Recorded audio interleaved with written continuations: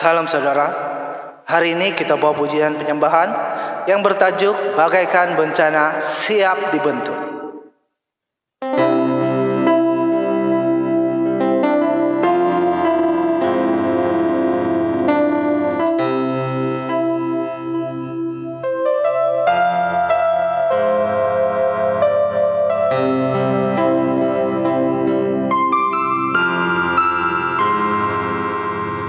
Bagaikan bencana siap dibentuk, demikian hidupku di tanganmu.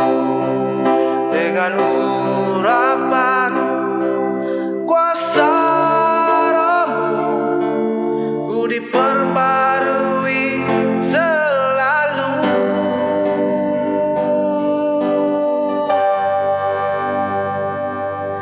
Jadikanku Allah dalam rumahmu, inilah hidupku di tanganmu. Bentuklah seluruh kehendakmu, pakailah sesuai rencanamu.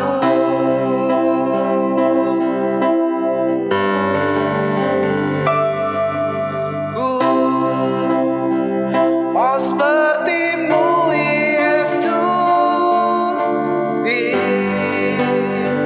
disempurnakan selalu dalam segenap jalanku, memuliakan namamu.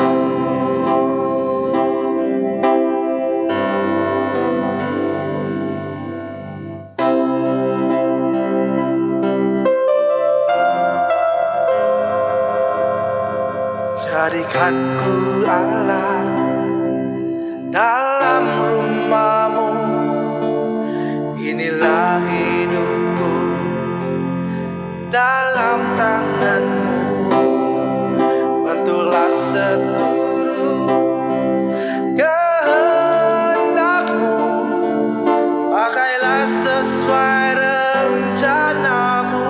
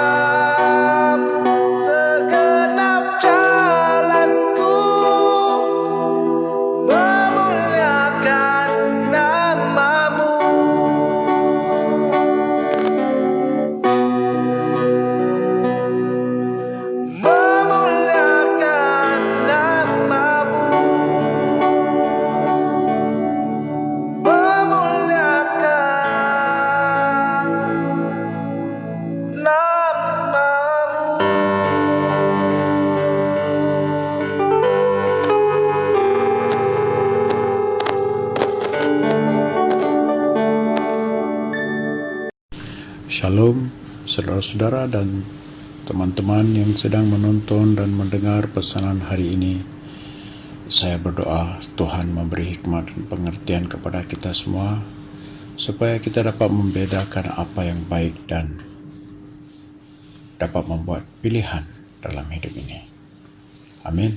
Kita mulakan dengan doa yang diberikan Tuhan Yesus kepada orang percaya. Bapa kami yang ada di surga, dikuduskanlah namamu, datanglah kerajaanmu, jadilah kehendakmu di bumi seperti di surga. Berilah kami makanan yang secukupnya dan ampunilah kesalahan kami seperti kami pun mengampuni orang yang bersalah terhadap kami, dan janganlah membawa kami ke dalam pencobaan, tetapi lepaskanlah kami dari yang jahat, karena Engkaulah empunya kerajaan, kuasa dan kemuliaan sampai selama-lamanya. Amin. Kita sama-sama melafazkan pengakuan iman kita. Aku percaya kepada Tuhan Bapa yang Maha Kuasa, pencipta langit dan bumi, dan kepada Yesus Kristus anaknya yang tunggal, Tuhan kita, yang dikandung daripada Roh Kudus, dilahirkan oleh anak darah Maria, yang menderita sengsara di bawah pemerintah Pontius Pilatus, disalibkan, mati dan dikuburkan, turun ke alam maut, pada hari yang ketiga bangkit dari antara orang mati, duduk di sebelah kanan Bapa yang Maha Kuasa, dan dari sana akan datang untuk mengadili orang hidup dan mati. Aku percaya kepada Roh Kudus, gereja yang kudus dan am, persaudaraan orang kudus, kebangkitan tubuh, dan hidup kekal. Amin. Haleluya. Minggu lepas, gereja Kristus seluruh dunia merayakan Pentakosta. Ianya berkenaan janji Allah untuk mengutuskan juru selamat atau Mesias ke dunia ini sesuai dengan nubuat yang diberikan oleh firman Tuhan. Di Bethlehem, Allah menyertai kita. Di Kalvari, Allah untuk kita. Dan di Pentakosta, Allah di dalam kita.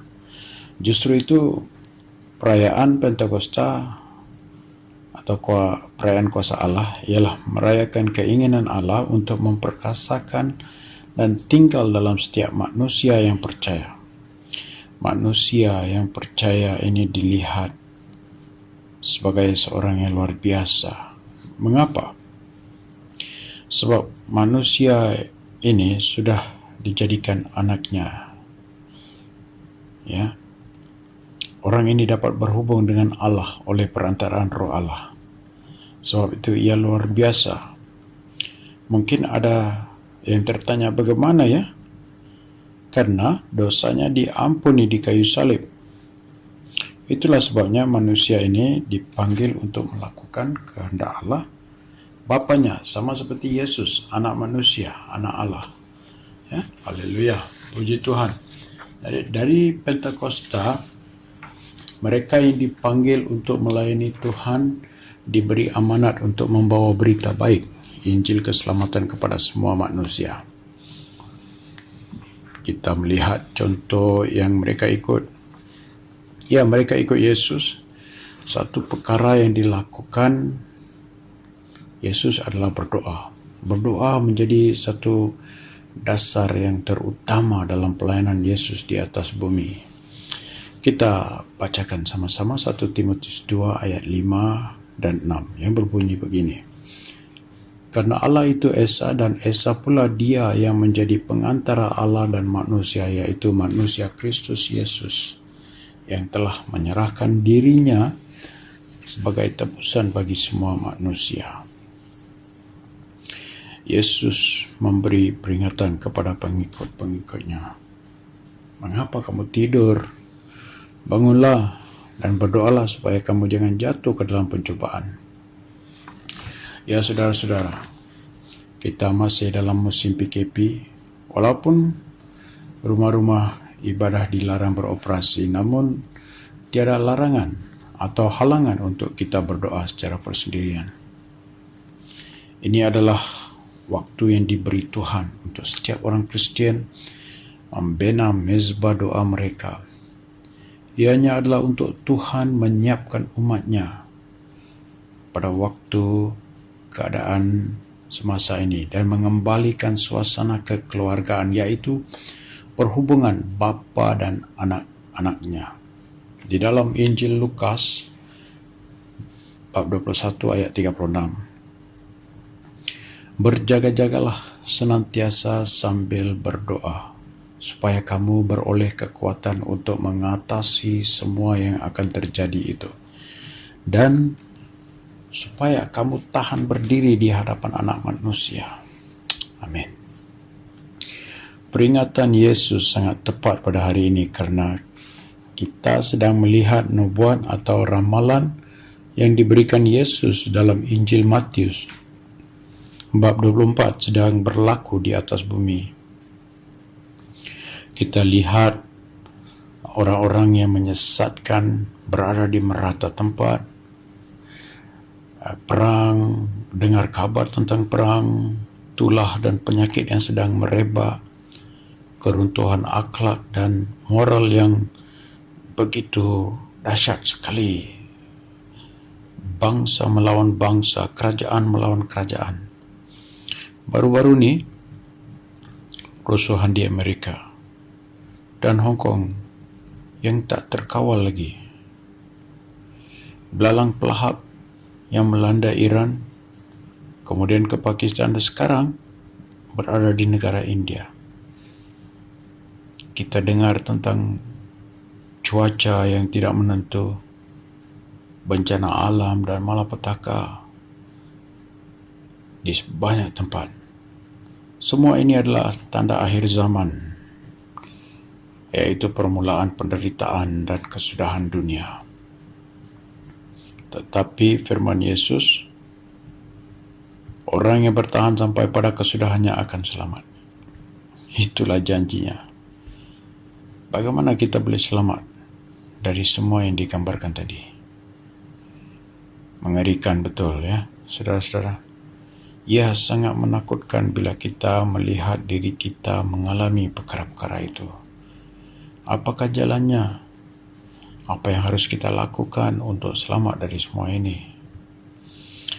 Seperti Yesus, kita juga perlu berdoa. Dan perlu berdoa dengan sungguh-sungguh karena kita hanya ada Yesus yang memberi janji. Dan janjinya, Ia akan menyelamatkan mereka yang berseru kepadanya. Amin. Karena Yesus sanggup menyelamatkan dengan sempurna orang yang oleh Dia datang kepada Allah sebab Ia hidup untuk menjadi pengantara mereka. Ingat lagi 1 Timotius bab 2 ayat 5 dan 6. Yesus adalah pengantara. Dalam arti kata lain, Yesus adalah pendoa syafaat. Ya. Jadi saya tahu satu perkara tentang pendoa syafaat ni kan. Allah dekat kepada pendoa syafaat. Pendoa syafaat adalah orang yang berdoa yang berada di antara Allah dan manusia. Ya saudara-saudara, itulah satu anugerah yang besar Allah sudah memberi di dalam Kristus Yesus sebagai anak-anaknya. Amaran yang diberikan Allah kepada gerejanya di akhir zaman ini adalah bagi mereka yang tidak berdoa, agar bertobat dari dosa yang memisahkan mereka dari Allah yang berkuasa untuk menyelamatkan mereka, supaya mereka diperkenan oleh Bapa dan dilindungi oleh Tuhan Yesus di waktu yang tidak menentu ini, karena Tuhanlah yang akan menjadi sandaranmu dan akan menghindarkan kakimu dari jerat. Saudara-saudara, ingat kasih pertama itu, Yesus. Mula-mula kau mengenal Yesus, mula-mula kau mendekati, mula-mula kau merasakannya. Ya saudara-saudara, mulalah membaca Alkitab dan berdoalah. Tetap teguh dalam iman dengan berjalan dengan Tuhan setiap hari. Biarlah kita memperbaiki kelakuan kita, didikkan dalam kebenaran dan diperlengkapi untuk melayaninya. Tetapi ada juga yang memberi berbagai alasan untuk tidak berdoa. Yang pertama, ada yang berkata, aku tidak tahu berdoa. Ini bukan alasan yang sah, sebab bila ditimpa masalah, ia akan mula berdoa. Oleh itu dia kena bayar harga yang tinggi untuk belajar berdoa kan? Yang kedua, aku terlalu sibuk, tak ada masa, aku mencari nafkah, bekerja, menyara ke keluarga dan sebagainya. Orang seperti ini lebih sibuk dari Allah. Yang ketiga, aku tak ada karunia untuk berdoa. Ini alasan menipu diri sendiri. Yang keempat, aku tidak ada minat dalam doa. Ini tak lain tak bukan, ini adalah alasan pemalas. Dia cuma tidak mahu berdoa saja. Yang kelima, ada juga orang yang pernah mengatakan, doa adalah tanggung jawab pendeta, tanggung jawab pastor, bukan kerja saya, itu kerja mereka. Saudara-saudara, alasan tidak mau bertanggung jawab sebagai orang Kristen secara tidak langsung menolak anugerah yang diberi Allah kepada mereka yang percaya. Orang yang dipanggil juga dikenali sebagai imamat yang rajani, bangsa yang kudus, umat kepunyaan Allah sendiri. Mereka itu khas untuk Allah. Mereka, apabila mereka berdoa, Allah akan menjawab. Walaupun kita tak minta, tetapi anugerah ini sudah disertakan sebagai hak bagi mereka yang dipanggil anak Allah atas kepercayaan kepada Kristus Yesus. Jadi, kita yang ikut Yesus haruslah berdoa selalu seperti Yesus. Dalam hidupnya sebagai manusia, Yesus telah mempersembahkan doa dan permohonan dengan ratap tangis dan keluhan kepada Allah yang sanggup menyelamatkannya dari maut, dan karena kesalehannya ia telah didengarkan. Ya saudara-saudara, kita ada tanggung jawab dan kita harus berdoa seperti Yesus. Kita harus mulakan hari ini, kita harus melakukannya karena waktu yang sekarang ini adalah sangat-sangat tenat ya. C.S. Lewis pernah berkata tentang manusia, ada dua jenis manusia. Yang satu berdoa, bertekuk lutut di hadirat Tuhan dan mengatakan, Tuhan, biarlah kehendak-Mu dilaksanakan. Aku berkurangan, Engkau juga mesti ditinggikan. Ada yang satu lagi, itu adalah mereka yang enggan berlutut atau berdoa kepada Tuhan atau merendahkan diri kepada Tuhan dan Tuhan mengatakan kepada mereka, biarlah kehendak-Mu dilaksanakan. Allah akan melepaskan kita kepada kehendak kita kalau kita tidak mau merendahkan diri, kalau kita tidak mau ikut. Karena Allah tidak pernah melampaui batas manusia atau memaksa sesiapa pun melakukan kehendaknya. Karena itu adalah satu anugerah. Dia adalah satu pemberian. Dan ianya adalah mengenai kehendak. Sama ada kita mau atau tidak mau.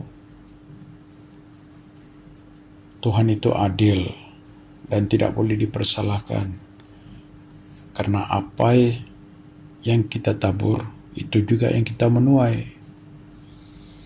Tuhan memberi peringatan kepada semua umatnya. Sadarlah dan berjaga-jagalah.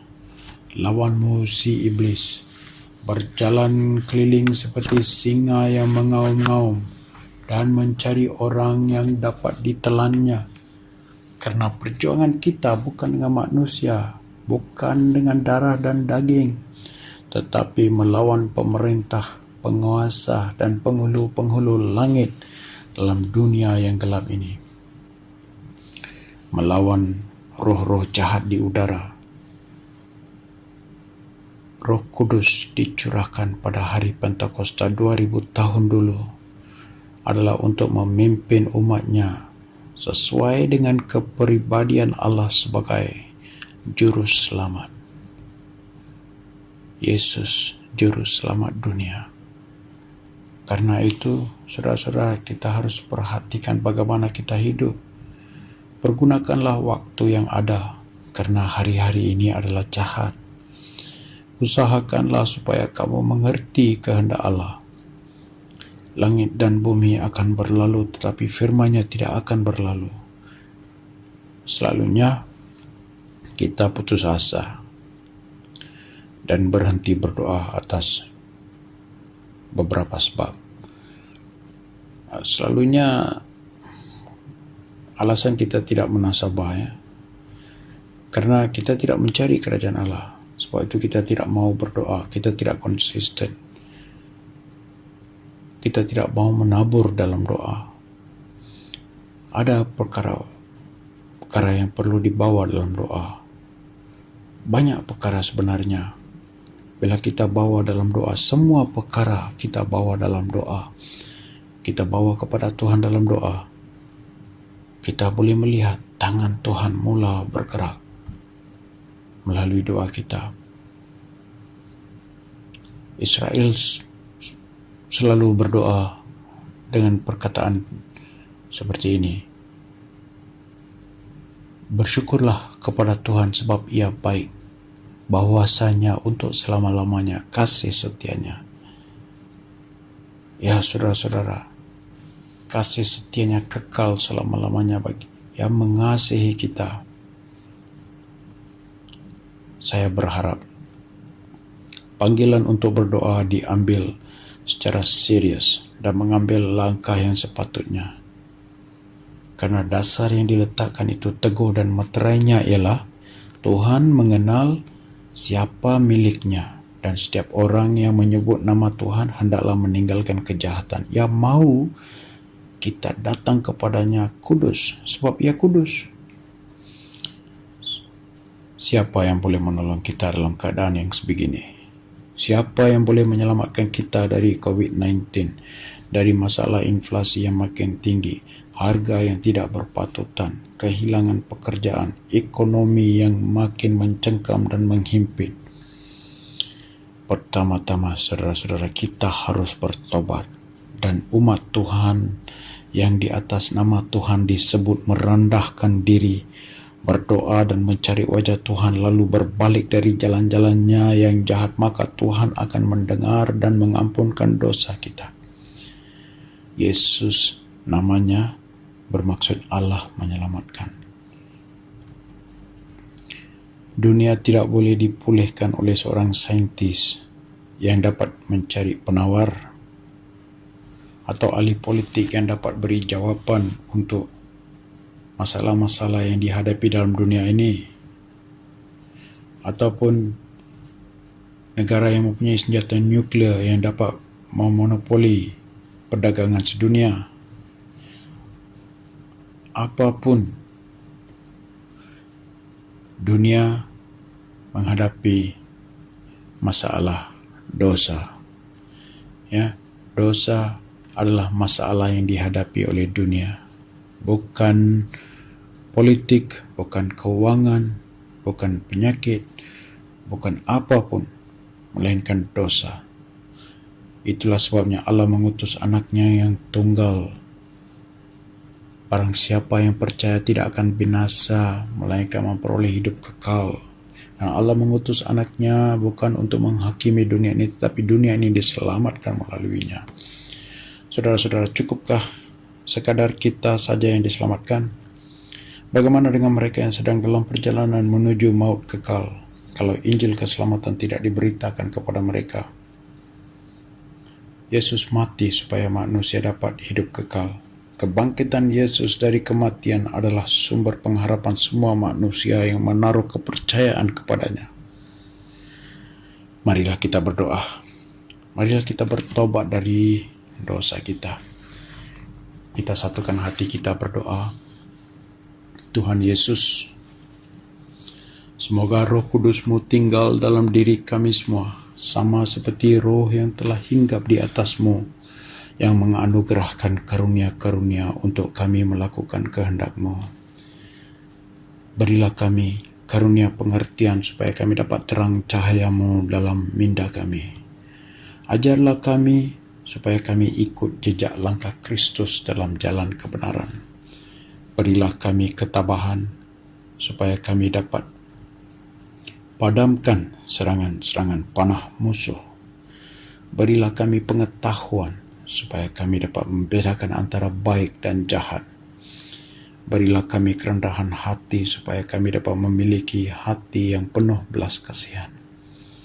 Berilah kami kekuatan supaya kami dapat menjauhkan diri dari kejahatan. Berilah kami hikmat supaya kami dapat merasakan sepenuhnya kasih-Mu yang memberi kelimpahan dalam hidup untuk menikmati kasih, sukacita, damai sejahtera, kesabaran, kemurahan, kebaikan, kesetiaan, kelemah lembutan, dan kami dapat menguasai diri kami untuk kemuliaan nama-Mu. Amin. Segala puji syukur, hormat, kekuasaan, dan kemuliaan hanya bagi-Mu Bapa kami yang ada di surga. Saudara-saudara yang dikasihi, pilihlah untuk bersama Tuhan Yesus, karena itulah pilihan yang paling bijak. Kiranya Tuhan memberkati kita semua. Amin.